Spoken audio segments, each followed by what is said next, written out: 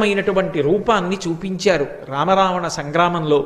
ఏది, ఇంకొక్కసారి మీరు అటువంటి రూపాన్ని నాకు చూపించండి, దర్శనం చేస్తానన్నారు.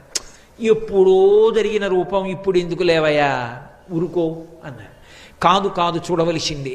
సరే చూపిస్తాను చూడమని మేరుమందర సంకాశౌ భవౌదీప్తానలప్రభ, మేరు పర్వతం ఎలా ఉంటుందో అలా పెరిగిపోవడం మొదలుపెట్టారు. పెరిగిపోతే ఆయన రూపం దశ దిశలు నిండిపోయింది. నిండిపోతే ఇంతటి ధైర్యశాలి అయినటువంటి భీముడు గజ గజ వణికిపోయాడు ఆ రూపాన్ని చూసి.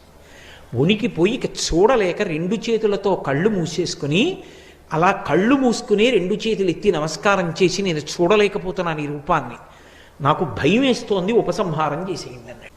అంటే ఉపసంహారం చేశారు. ఉపసంహారం చేసి మళ్ళీ వృద్ధవానరం ఎలా ఉంటుందో అలా కనపడ్డాడు. కనపడి, ఇది నువ్వు చూపించమన్నావని చూపించినటువంటి రూపం